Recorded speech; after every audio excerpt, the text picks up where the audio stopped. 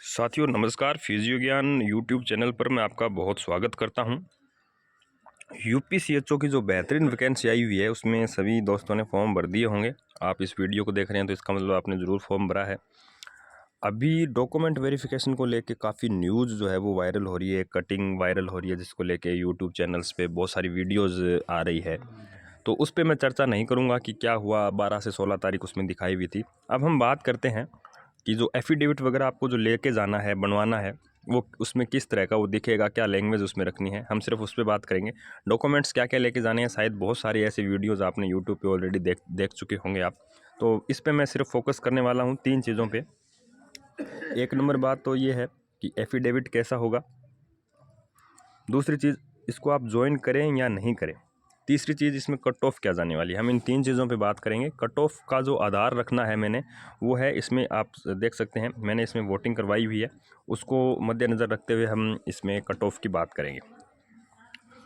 तो साथियों सबसे पहले अगर हम बात करें कि आपको एफिडेविट कैसा बनवाना है, तो उसमें जो एनेक्सर 6 के अंदर जो एक फॉर्मेट दिया हुआ है, उसको आपको सबसे पहले 100 रुपये का स्टाम्प खरीदना है और नोटेरी और अपने तहसीलदार, जिला मजिस्ट्रेट, जहाँ पे भी आपके आसपास जो भी सुविधा अनुसार जो भी आपके पास लगता हो वहाँ पे आपको जाना है। 100 रुपये का स्टाम्प आपको खरीदना है और आपको इस तरह से वो लिखवाना है और उसको नोटेरी के द्वारा आपको अटेस्टेड करवाना है, जैसे कि इसमें करवाया हुआ है।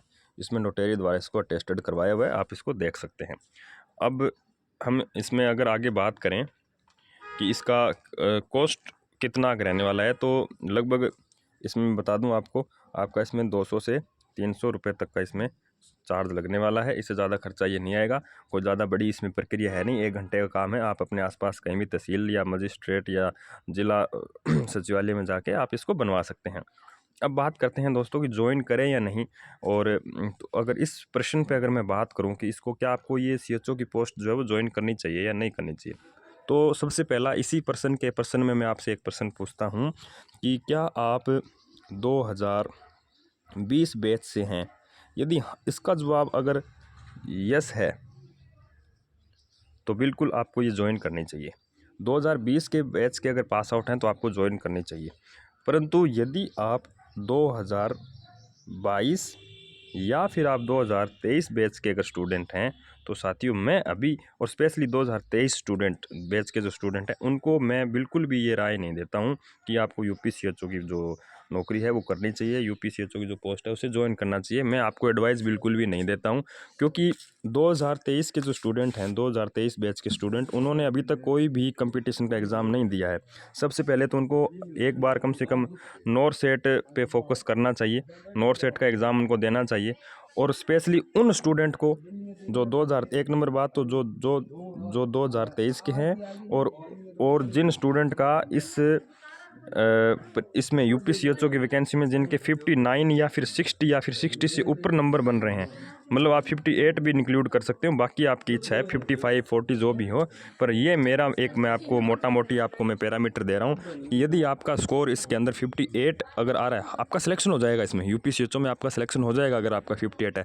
परंतु साथियों यदि आप इसमें आप ज्वाइन करते हो तो आपको कम से कम फिर 3 साल तक ये नौकरी आपको कम से कम करनी पड़ेगी। इससे पहले अगर आप छोड़ते हैं तो आपको सबको पता है कि आपको क्या करना पड़ेगा, 2.5 लाख रुपए का आपको बॉन्ड देना पड़ेगा। अब साथियों आपके दिमाग में ये भी आती होगी कि हाँ हम इसे ज्वाइन कर लेंगे और ज्वाइन करने के साथ साथ में हम इसमें हमारा अध्ययन कंटिन्यू कर लेंगे। तो ये आपकी सबसे बड़ी गलतफहमी होने वाली है। एज आपके सीनियर और आपके मेंटोर होने के नाते मैं आपको ये एक बात ज़रूर बताना चाहूँगा कि विद जॉब जो नॉर सेट जैसे एग्ज़ाम की या डीएसएसबी या सेंट्रल गवर्नमेंट के जैसे एग्ज़ाम की प्रिपरेशन करना is quite next to impossible रहता है।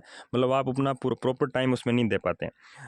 अगर 2020 की मैं अगर बात करूँ ना, 2020 के बैच की, तो वो स्टूडेंट्स क्या है, उन्होंने कहीं से कहीं अच्छे कोचिंग से या तो उन्होंने पूरा प्रॉपर पैकेज लिया हुआ है, वो पढ़े हुए हैं। अब उनको सिर्फ रिवीजन की ज़रूरत है, तो रिवीजन के लिए उनको इतना टाइम ठीक है मिल जाता है। दूसरी बात, वो काफ़ी उनको टाइम भी हो गया, पास आउट हुए तो एक फ्रस्ट्रेशन दिमाग में आने लग जाती है। तो उनके लिए चीज़ें ठीक है, 2020 बैच के लिए तो ठीक चीज़ है, उनको ज्वाइन करना चाहिए, क्योंकि उनके पास में एक ऐसी पोस्ट भी होगी जिस पे वो रहते हुए अपने खुद के जो है वो फाइनेंशियली फ्री भी रह सकते हैं और वो अपना प्रिपरेशन भी कंटिन्यू कर सकते हैं। पर अगर आप यदि फ्रेशर हैं और आप इसको अगर आप ज्वाइन करने की सोच रहे हैं तो ये आपके लिए एक बहुत बड़ी मुश्किल चीज़ें होने वाली है।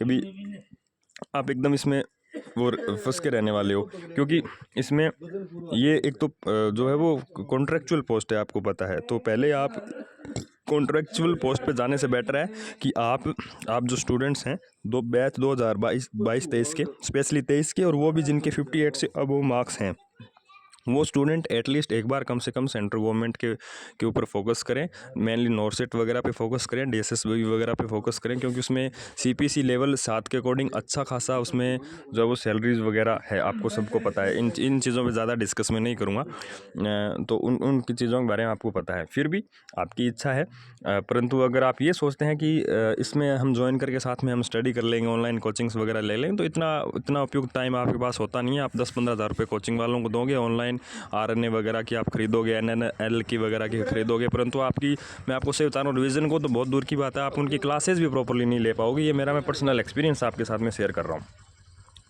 चलिए अब हम बात करते हैं कि इसमें कट ऑफ जो है वो क्या जाने वाली है। तो साथियों, कट ऑफ के ऊपर भी बहुत सारे वीडियोज़ आपके सामने इसमें देखने को मिल रही हैं आपको, पर फिर भी मैं आपको एक पोल के साथ में जो है मैं आपको दिखा दूं कि आप खुद भी सोचिएगा कि अगर हमने यूँ मानिए, अगर 100 बच्चों के अगर हमने इसमें वोट करवाए हैं, तो देखिए ये परसेंटेज इसमें आ रहा है निकल के। तो इसमें जो कट ऑफ है वो लगभग 58 से ऊपर ही रहने वाली है। 58 मार्क्स वाले इसमें बिल्कुल सिलेक्ट हो जाएंगे।